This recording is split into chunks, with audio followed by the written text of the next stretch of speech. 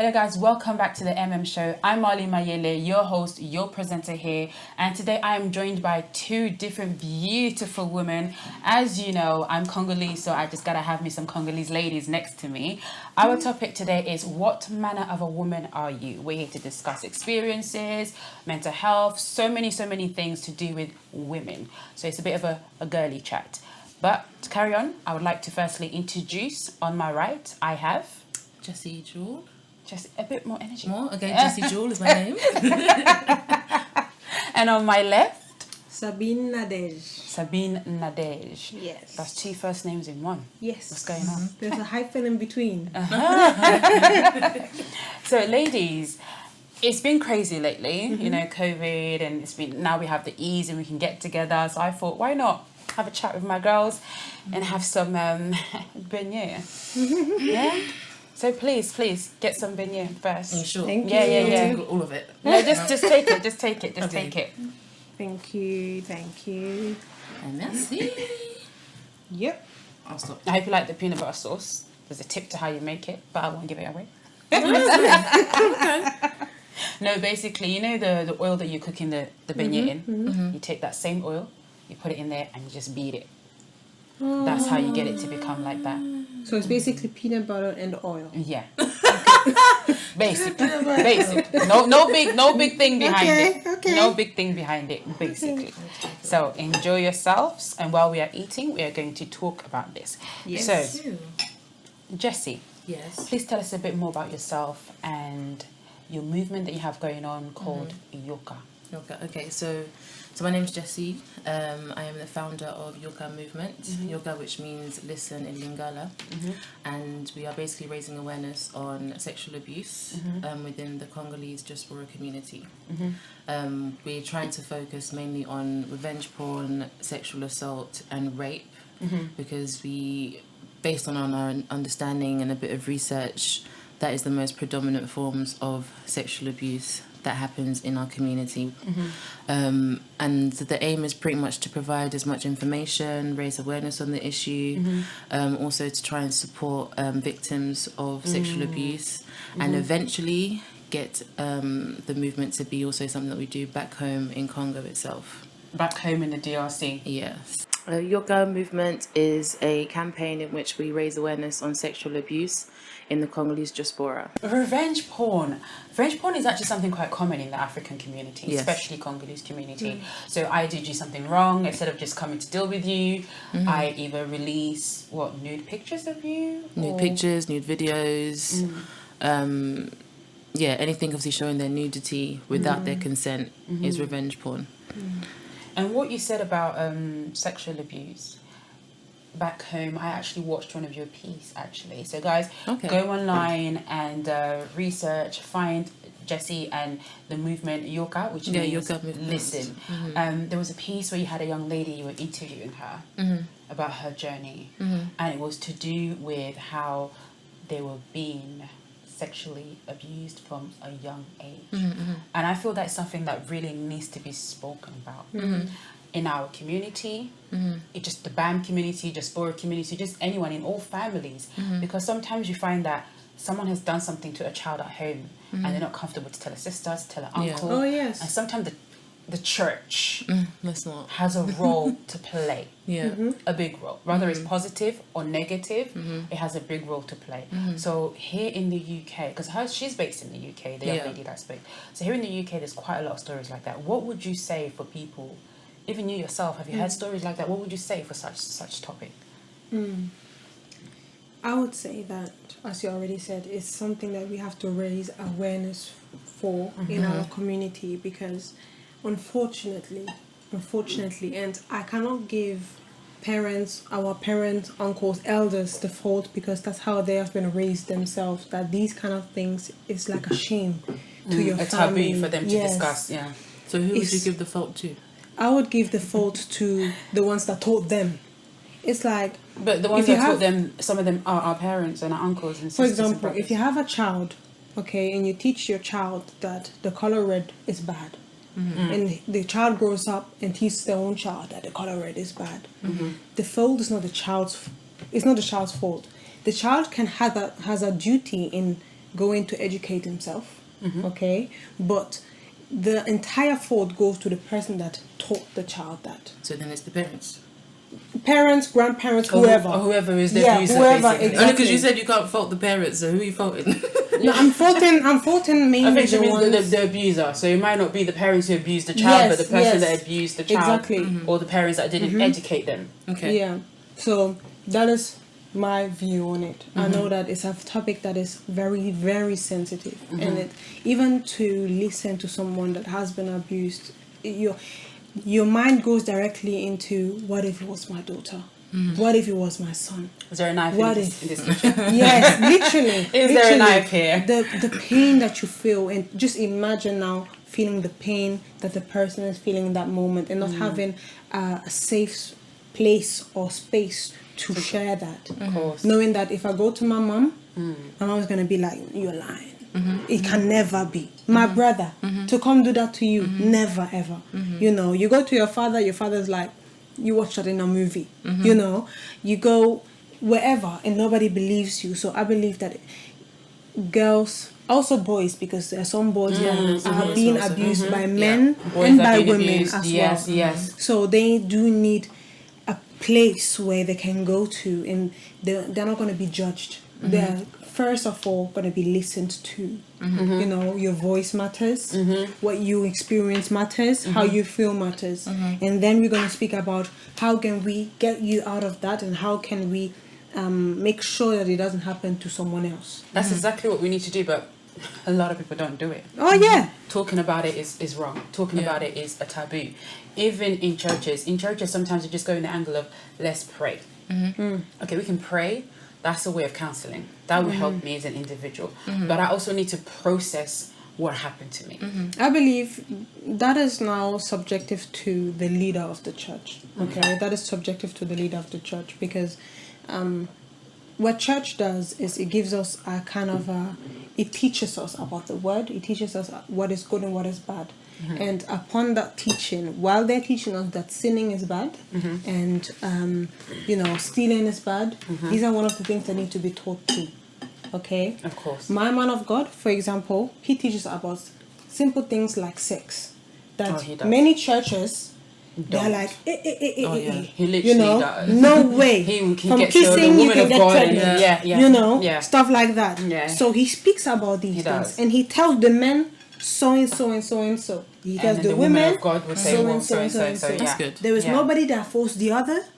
Nevertheless, if you're the wife, do not abstain the man from your body, because at the end of the day, at the end of the day, he would want it. If you're married. Okay, but now this is where it gets, when we come back to the whole sexual abuse thing, because we have a monologue where it's actually my mum who played it. She plays a woman who's married. However, the man, her husband, basically forces her to have sex with her. So whether it's she's not feeling well, she's got pains or aches or anything, for him it's like, no, I want it and I want it now. A wife does not have to give herself to her husband if she doesn't want to. She has the right to say no, because her body is her own property, really. In as much as we do say that a husband and wife become one, it does not now mean that the man has complete right and access to the woman or his woman when she doesn't feel well, or when she's not necessarily up for it. She might not be having a great day. She has the right to say no. Oh no, a woman shouldn't give herself to anybody if she doesn't want to. I think everybody needs to be considerate of the other person's choices. It may be the husband or anybody else. I believe that anybody should receive the choice to choose, or the opportunity to choose what they want to do, what they do not want to do, irrespective of what they should do. And in that context, it's like, well, no, she still has a say. Over her She body. still has a say, yeah. So it's like, it's a very thin line, I think, anyway, that when it comes to pastors and what they preach in that domain, they need to make sure that they are still saying that just because you're married, it doesn't automatically mean that you should now rape No. No. You know, What she's that is- saying is yeah. not even something that takes part in a preaching. We have Yeah. like lessons and conferences where the woman speaks exactly, and the man yeah. speaks. But no one should say, because damn, I will voice myself. No, like literally speaking, I'm not gonna have my child come at home and perhaps if you want to have a conversation with me and tell me that I had to lay down with my husband when I didn't want to lay down with my husband. Like it shouldn't go. It should not happen like that. So when you look at it like that, you're correct. There's a thin line, like they say, thin line between love and hate. So you can be raped by your husband. Some But women there's are. wives being raped by their husbands. Many Of them. Yeah. Some women are raped by their husbands, but not but. However, there's no buts there. That's it. Put it Period. Okay. In Ephesians, the Bible says that men should love their wives like Christ loved the church. If you love someone, are you going to go against Christ gonna their rape will? you? Sorry. Is Christ gonna rape you? Is Christ gonna abuse you? No. Are you going to go against someone's will? Even for those who have children, when your child is crying already, you as a mother, you'll be like, oh, you've done something wrong, but your tears, you know what, just go. You know, I'm not gonna punish you, I'm not gonna say anything. It's fine.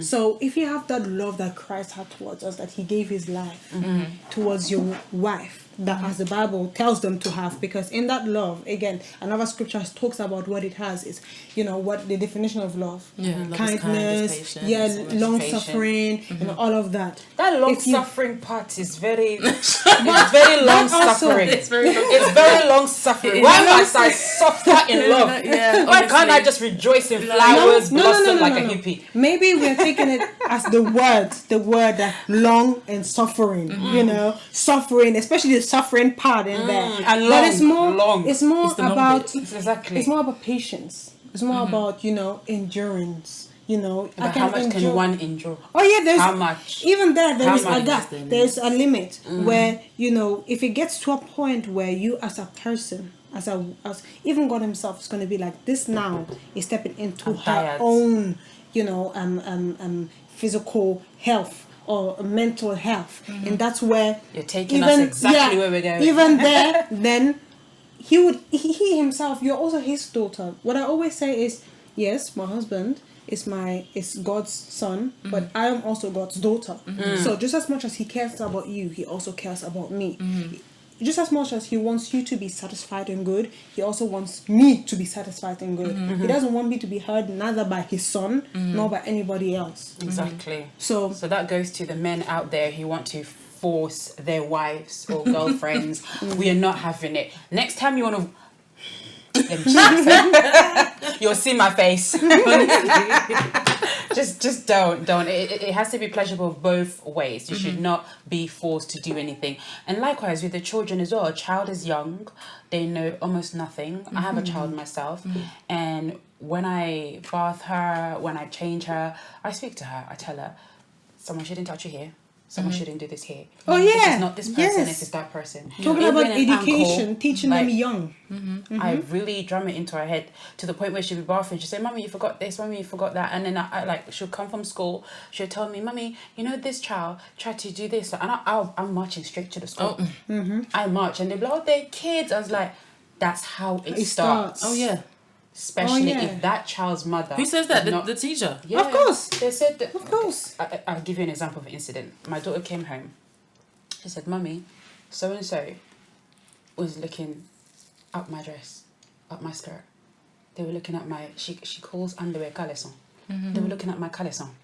I said, "Who? Who looked at your caleçon?" And she gave me the name. So I went straight to the nursery. And I was like, "I want to speak to someone." They're like, "Yeah." I was like, "This particular student was looking at my child for what reason?" Yeah. Oh wow. "Oh, they're kids. They check themselves like that. They say, oh, you're wearing pink, you're wearing yellow. You've got this colour. You've got that colour." Then tomorrow he's gonna go in touch, and then the child is just experimenting just to know how that's very women bad. are Especially and how from the boys teachers, are. they should know better. So I said, whether my child wears pink, blue, yellow, purple, green, it's That's not their nothing business. for you, yeah. And they were like, oh, maybe we're trying to get the girls to come and have like, you know, shorts or something sometimes underneath their dresses. They shouldn't have to If wear it's shorts. hot, They why should be able they to wear should- their dress fine without children looking underneath their... Like, well, I don't think it's necessarily the teacher's responsibility. It's more so the parents. Their parent, because that Also, child may of course, not know what they're doing is wrong. And I guess the innocently. teachers would then reinforce those things because... Yeah, many children come from home and copy what their dad is doing or their mother is doing. Yeah, it speaks to what's And happening then, at home. yes, just as they copy your speech, they copy your behaviors, they copy your slang, they also copy what you do. So when you're grinding like this, Yes, of your course. child- Yeah. Of course, the child will come to school, look, my mom did this, you know, and then they tell them, oh, let's all do this, and you see them all grinding on the schoolyard. all of that really adds up, especially for girls, because boys are always taught you're the head, you're this, you're that, and they get told that you can't cry, you can't express this, and you can't express that. So girls then take on a lot through that as well, because they have to support them through that. They feel like they cannot express themselves emotionally. Most men feel like if they do, they're weak. So that really adds up to you as a woman with your journey, because if your journey was mental health, sexual abuse, or this and that then changes your mindset, reforms who you are as a woman, what you are as a woman, like what we said, what manner of a woman are you. So are you a Christ-like manner of a woman? You're Christ-like, but I may not be Christ-like, and To some people, and then you look down on me because I don't have the same approach that I do, for example. like you do. Yeah, I believe in generally, because we have to bear in mind that we are all different people from different background, with different minds, different educations, and all of that. That is Coming always from different something. households. Yes, that's always something I keep in mind. So that's why I don't even have, because I have that in mind, I don't have the opportunity to look down on someone, because I'm like, you don't even know where that person's coming from. This person might have been worse yesterday, and this is the best that the person can do for today. Yeah. So, but all in all, it comes down to the character of the person. It comes down to how the person keeps himself, carries himself, or herself, since we're talking about women. And it comes down to their belief system. So the character plays a huge role in the woman. Overall, I always like to use the word wisdom. Okay, the Bible speaks a lot about a wise woman. It says in Ephesians, As they say, men are wise. It says yeah. women are wise. in Ephesians, it says Wisdom is defined as a woman. It's It's actually key. feminine. It's key. In Ephesians, it says, a wise woman builds her home, her house, and a foolish one takes it down her own hands. Don't be So, foolish. a wise woman can build a whole home, a whole house. And a whole woman can also destroy it at the same time. Oh yeah, for sure. So wisdom is the key. And there was one story of Solomon when he Okay, we're going too far. We are not Okay. going to look into Solomon. Okay. We are not to look. We are not going to look into cut. to Thing's wife that turned into Lot's wife. We're not I looking want to into speak all of about them. he himself. That Yeah, asked for Solomon. wisdom. No, he had a lot of wisdom, and he asked for it, and it played a role. But then it was a woman who brought him down. The role that we also play sometimes. Yes. That's what, again. We're not going to talk about that. We're not going to say that women can be like that. We're fine. We're fine. We are just Women fine. supporting group. Yes. So in Yoka, what is the main motive? You said about doing something back home in Congo. But what about here in the UK? What is the motive behind that? The same thing. It's just to raise awareness on it because we're in a time where it's rampant, it's happening, but we're not talking enough about it. So that's why earlier in the year, we did a campaign, and we will be running campaigns where we're trying to pass the message on what sexual abuse is, who it's happening to, why it's happening, what we need to do to prevent the cases, because we know we can't completely eradicate it. Of course. But we want to do our best to try and prevent it or reduce it from happening as much as possible. Because the amount of stories, especially when we started, the amount of stories that I was hearing from people, they'll message me privately like, thank you so much for what you're doing, because I'm a victim of it. I haven't come out about my story, but at least it's given me the confidence to eventually one day come out with it. So speak about it. Yeah, so that's the kind of stuff that obviously motivates us to do what we're doing. I don't think a lot of people would have the confidence to come forward because we are embarrassed we find it a taboo to speak about that. We come from homes and families that even if my uncle knew, or even if, you know, it has been sorted out, they don't want you to speak about it because they feel like you're insulting them. And I can speak for myself as well. And you have a story. Yeah. Because what was the reason why you created this? Was it based on your own pain? Well, when I started, the idea came because, what year was it? Last year, there was a point on Twitter where people started sharing their sexual abuse stories. During COVID? Yeah. They must have been really... It was really tough. Oh yeah, Yeah, it that's was when tough. most people that are how do you call them, mentally, mental health. mental health. Yeah. When mental health, that's when they're alone, they're isolated. A lot of people experience so it you during that revisit- time. Just, revisit yes, trauma. all They the revisit traumas. trauma during the isolation time. Yeah. So is that when you revisited? Yeah, I think that's what made me think about my own past experience when I was abused, because I was abused at the age of 5, and then I was abused again from the age of 11 to when I was about 12 and a half, about a year and a half by in the UK or back home? in the UK here, with well, they're not blood uncles, but they're just family friends that I would That we call uncles. That we call uncles. Exactly. Due to respect that some people don't deserve. that do not deserve it. So yeah, when obviously me revisiting those memories, I was like, why do we not talk about it in our community, as in like our Congolese community? So that was an issue for me, and I took it to my mum, and thankfully I have a very good relationship with my mum. So when I was abused, the only way it actually came out was because she had a dream that I was being abused. Let's talk about High hands five for to your our mum. mothers. Honestly. For our This is the mothers. kind of mum that we Yes, need. for our We do not mothers. need the one when a child comes to speak to you, you judge them, you insult them, and you turn them away. You need to give your child an ear, lend an ear and listen, and give a shoulder for your child to cry on. So Jess's mum, Thank you. thank you. We need people like you. Yes. Yeah. If it wasn't for her, I don't know how far it would have gone, if he would have ended up raping me or what. Like, it's just one of those questions we never know the answer to, because it was gradually progressing. Okay. You see, so it would start off. So it was like, testing the waters, kind of how far you can go. Yes, yeah. Like starting off first by like, oh, just sit on my lap, on your groin, but then you're feeling things underneath. He would come like if I'm ironing something, and he'd like brush himself behind me, but you can feel things behind. Yeah. And then at night time, he used to come and like say goodnight to me and my siblings, because he was staying with us. So when he was staying with us, he would come and say goodnight. But then eventually when my brothers would be asleep, he'd come and then lay on top of me, just to be laying, and he'd try to talk to me and stuff like that. I found it very, very bizarre. But for him, he was trying to, we call it like conditioning and grooming, to make me think that this To is get you normal. ready for what's about to happen. Right. I'm just an uncle expressing love. Yeah. And yeah, he was super duper like, what do you call it, charismatic. You know, so like, oh, you're my little niece. Yeah, I was just beaucoup. You're like a daughter to me.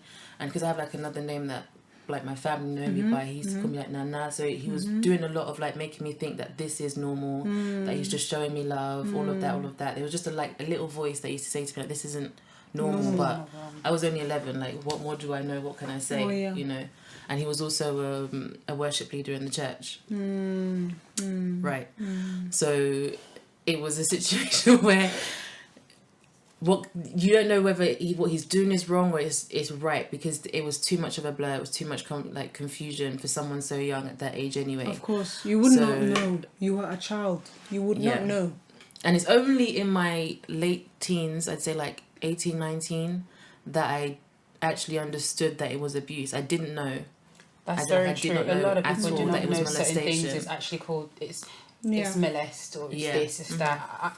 I didn't know certain things up until similar age as well, so you don't really know.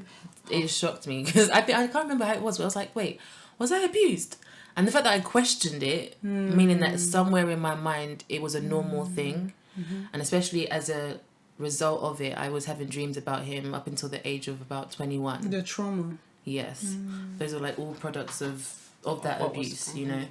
But yeah, all of that, I was just like, no, we need to speak about it in our community. We need to, you know, make noise about it and actually hold these people accountable, because how my situation was treated, my mum was called a liar, she was called a witch. You know, they didn't believe her When she told your story. Yeah, because she was standing up for you. Yeah, she was standing up for me. They held a meeting You know, and my mum was like, yeah, I spoke to... A family one, church one? It was church, okay, with the church leaders about it. They had their meeting, and then mum obviously told the story, like, briefly. He completely denied it. Of course. Like, who would say, In front oh of yeah, of people. course I did. I abused your daughter. Yeah. But he's a leader in church, and yeah. obviously he has a role, certain, like Exactly. you said, the He wants to charisma, what he maintain his plays, image wants to and maintain his whatnot. image. But yeah, he completely denied it. He cried and everything, and Sorry. and that was it. You know, that was it. And mum was like, if this is how you guys are gonna deal with it, I need this man out of this house. Like, they gave him like 3 days to leave, and then that was just how it was dealt with. After that, there was no, like, it didn't get taken to social services. I know my mum did speak to, like, her college lecturers to advise her on what to do. But after that, it wasn't taken to the police. There was no report, no nothing. I didn't get no counselling or anything like that. So, fast forward to now, like, this year, the whole, like, to initiate the idea of Yoga was like, if that was my story, how many stories are there out there? And all it takes is one person to stand. Exactly. Because after that, we had like a good amount of people come and say, you know, they were a victim of this, that, and the other. Whether it's mothers or young girls that. Even mothers, you know, they grow up. Literally. It doesn't matter the age. That was a bad thing. I had my uncle, and he forced me. My mom said, "No, it's fine. Don't say anything. Keep it for yourself." Yeah, kangamutema. It's fine. Don't worry. When you get you married to somebody, nobody will know. And then they grow up in their 40s. They're like, that's just how men are. Yes. They don't have self-control. Yes. Yeah. But and then they realize that, wait a minute. There's even this I was post. a victim. Yeah. There's a post that I've been posting. I've been laughing about it, but it's not funny. A young man saying, if you're a woman and you're cheating on your husband or you're cheating on your boyfriend, God will punish you. God will kill you. But if you are a man and you're cheating on your wife or your girlfriend, God will forgive you. God will bless you. God will... God will understand. I don't know. God will understand. So it's like if a man does something that is ridiculous, God understands them. They're man, they're silly, they function like that, like dogs in the brain. But if a woman does something now, it's just a taboo. It cannot be done. And which is why when we speak about subjects like this at home, we cannot really speak about it. I'm so happy that you have a supportive mum. I know you come from a supportive family as well, and that I kind of click into. Oh yeah, so 100%. I have a daughter and I have a story similar to yours, slightly a little bit, I wouldn't say worse, but similar to yours. And I hold dear to that. And that's why I love to speak about mental health.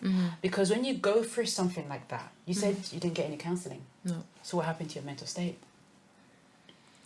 It's hard to pinpoint, but obviously, like I said, I can tell that the symptoms or the result of the abuse was the fact that I was having those dreams about him. It wasn't like he was raping me or touching me in the dreams, but he would just appear like just as we are here, and he'd be there like talking to us. Like, he was just always kind of there. I think because it wasn't like a painful experience, how I was being groomed, it kind of like filtered through my dreams. Mentally. Exactly. Like, there was just as far as watching like nude, pretty much pornography on TV with me and my siblings. So all of that counts as grooming. To make it look like it's normal to do what I'm about to do to you. And you know what the issue is with that? Some people grow up thinking that this is actually how love works. This is love. Oh yeah.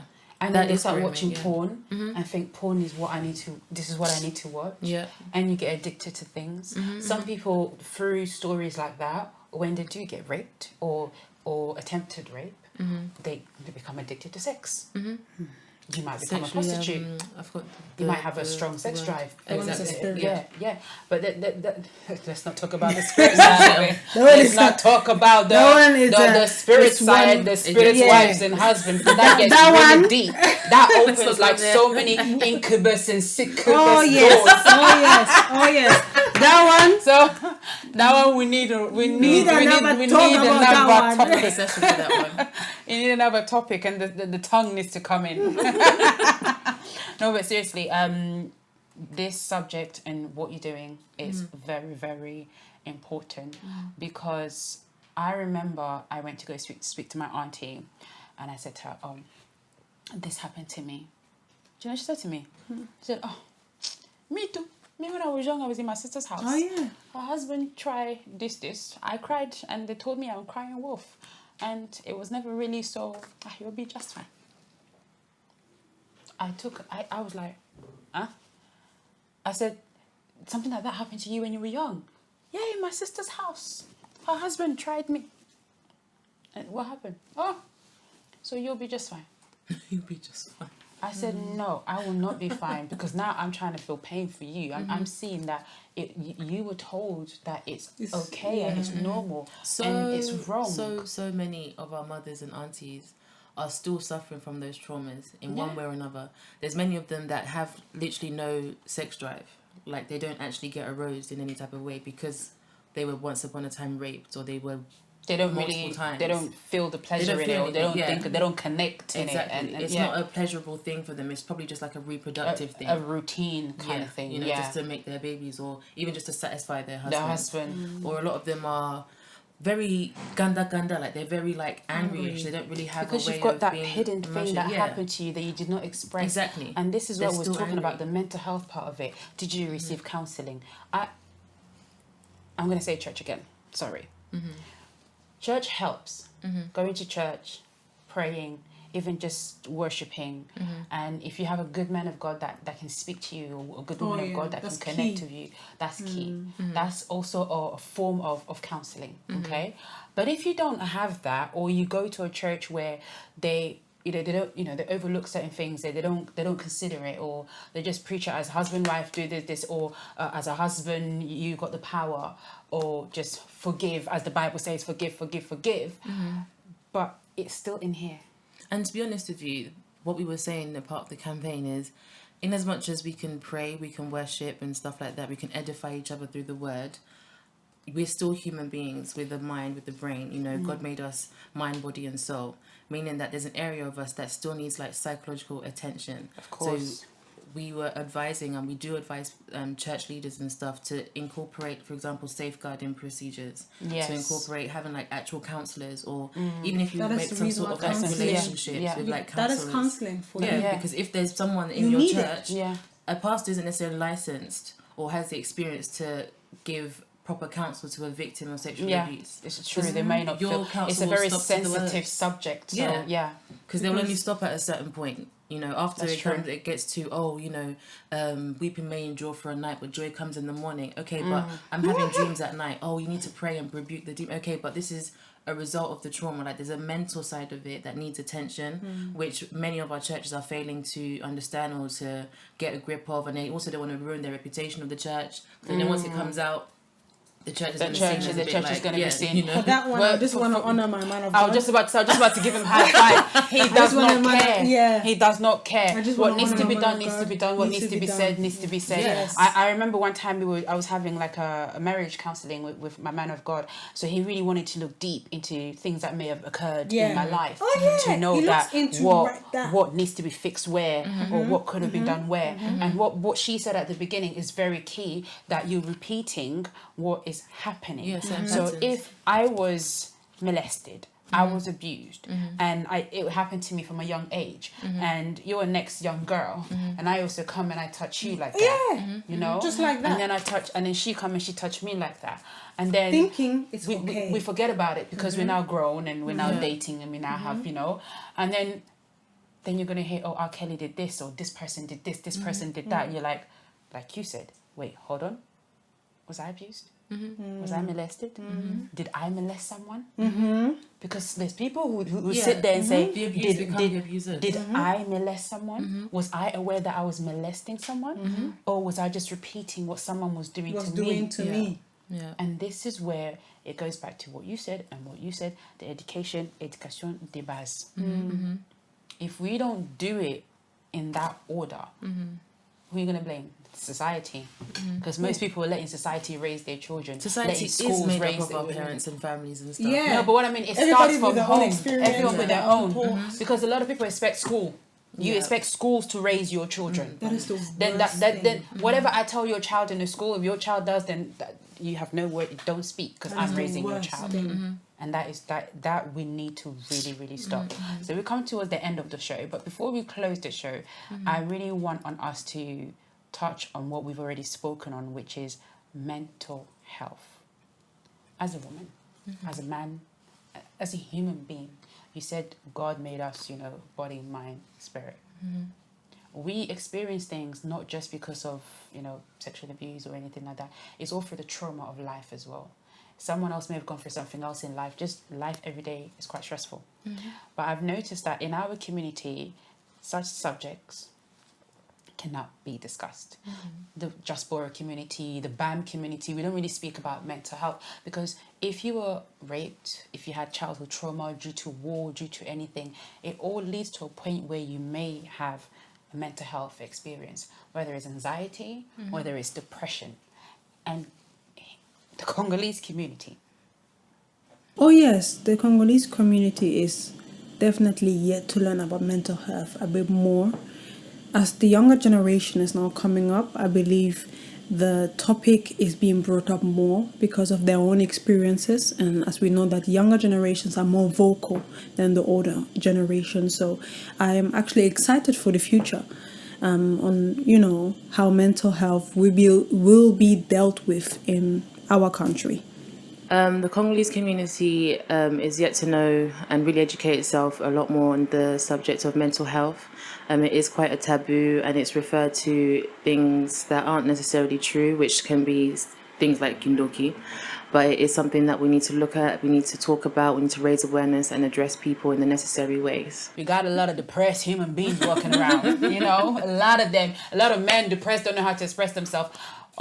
Recently online, I will find a footage, I will find an image, and we'll put it in here. There was a Congolese woman. I don't know if you guys saw it. She took off all her clothes. Oh, is she Congolese? Yes, and she was walking in the streets of London. I did see that. Climbing on cars, stopping buses, completely naked. The only thing that she had on her was a mask protecting her face from COVID. Not funny. Can't catch COVID, I can be naked. But yeah, not funny, but everyone was going witchcraft. It's not everything is witchcraft. Yes, witchcraft is linked. It's spiritual. There's so many things that is linked in this, but it's all in here. Like everything about us starts from the mind, starts from the brain, the cells. If I'm hurting here, why don't I just do out over here? Why does my whole body need to correspond? Because it all works together. And it's mental health. There's a lot of mental people out there. Yeah. And I really think that this community, yes, you, the Congolese, the African, the diaspora community, and just the BAM community really need to speak about mental health. In what you're doing with yoga, do you incorporate mental health? Do you get people to meet counsellors? We have been working on, for example, part of the team, we do have a psychologist that's there. We have 2 lawyers as well. So if somebody happened to be a victim of sexual abuse, we would basically orientate them to know what their options are. Where they can go, what doors they can go knocking at. So in their area, who they can speak to for counselling and stuff. We wouldn't do the counselling because we're not licensed like that. Yeah. But the aim is for us to be able to partner with counsellors and therapists so that they can offer some maybe free sessions and stuff. So that they can get the support that they need, because it's one thing raising awareness on it, but we do want to be able to make an actual difference in the lives of the victims of sexual abuse. Okay. Yeah. What would you say about mental health in our community? Again, it's something that awareness needs to be risen. Both in the church and outside of church. And as I said with her already, all it takes is one person to just stand and say, I am here, standing in the gap for everybody that feels mentally abused, verbally abused, physically abused, and whatsoever. I am the person that you can come for a safe place or safe space. Yeah, to speak. Yes, to speak. That's all. Because that's what it took for the Western countries, Europe, America. It just took one person to say that, how about we open counseling agencies? For everybody that is it took them that because they were busy abusing other people, so they needed to create something like that to clean up their own mess. But at least their mind went that far, and with us it's more of like put it under the carpet. When it fills up, let's see how long it can take. Maybe she will forget. Maybe he will forget, not knowing that all of that brings so much with it. It brings extremely much, to the point where it even it can change you as a person. The person, how you see the world, even the partner that you choose, how you raise your children. You don't know that a broken person can raise their children with fear of like, please, it's 4 p.m, 6 p.m, don't go outside. Don't go. Don't go. But mom, it's light. My friends are outside. No. Don't go. Now the child is struggling just because of you. Your struggles. And they become rebellious because they don't understand what it is that you're teaching them. It goes back to the mother going into depression because the child is not listening, but I just want to protect the child of what I went through and so on. And then all of a sudden, how? Nobody knows. No. Kindoki. No, Kindoki. They say Kindoki. Anyway, guys, thank you so much. This is a very, very, very good topic, and we'll be here for a long while. But a last message to the audience. Any last message that you want to give to the audience? Give us a follow, Yoga Movement. It would be great if you could follow us. It's at Yoga, spelled YOKAMVMT. We have a website, www.yogamovement.com. For now, we're kind of working in the background on a few things, but anybody that is a victim of sexual abuse, you are not alone. I too was a victim as well, but know that there is brighter days ahead. There's help available to you that you can make use of. Stay tuned for the next campaign that we'll have. And make sure you yoga us. You listen to her. Madame, last words? Yeah, I just want to say that, as she said, you're not alone. There's always someone somewhere there. She gave her brand, her company that will have help us you. Here on this show here, all of us here. Just give us a call. Show, give us a call. Yes, and I'm an agent for Christ, So I know that the Lord is on your side. I know stuff like that happens. The Lord is on your side. He also wants you to help. The Lord uses people to help people. So she's one of the people that God can use to, help you in your situation. And she gave her brand. I'm a boutique owner. I don't know why you didn't say that. We're closing the show. Goodbye. I'm a boutique owner. Sabina there. Okay. Sell your products. I'm a boutique owner. It's called First Ladies because I'm a first lady actually. So it's called First Ladies Boutique. We'll put it up here. We'll put it up. Yes, just give us a shout. We are dropping in November. So there's gonna be a lot of modest wear. My boutique is more, and we're gonna get freebies, right? We get freebies. Yes, freebies, something like that. Yeah. She gave us Mikate, so I have to give her something. Oh yes. So for modest wear. Who knows? Maybe I'll be sponsoring the show one. Oh, you gotta be sponsoring the show. I must be Everybody that is on the show has to wear from my boutique. Okay. And this show was sponsored by First Ladies. Guys, thank you so much for joining me. For all those who are watching, thank you. I know someone out there has received a positive message. I know someone out there probably dealt with mental health. Someone out there dealt with some childhood trauma, or be it sexual abuse, as we mentioned here. And if you did go through this, we will put contact details of where you can go out there, who you can contact, charities, people to speak to. And yes, you can reach out to Yoka to share your personal story. You can reach out to me to share your personal story, or even come on a platform and speak about a subject that you feel is very important to speak about. I'm Marlene. This is Jessie. This is Nadej. And leaving you. Bye. Bye. So basically, this week, Katia. Mama. This eat and talk is not really. It's not eat and talk. It's talk. It's talk and look. Talk and look. No, c'est sérieux. Eat, then talk again. And then drink. J'aime bien l'enguerre. Yo, on finit. Are you actually? Honestly. Merci. Pour le Mikati, c'est vraiment gentil. Donc, you use it for the, what do you call it? The cut. The big roll. Voilà. It's round. It has no arms, no legs, nothing. That's how it's supposed to look like. Tell them, girl, and tell. You have to make a one-on-one cook show to get Mikati this round. No, la seminata. No boy. Last week I thought I lost the touch. I was like, yo, I need to gain back the touch. It's the touch.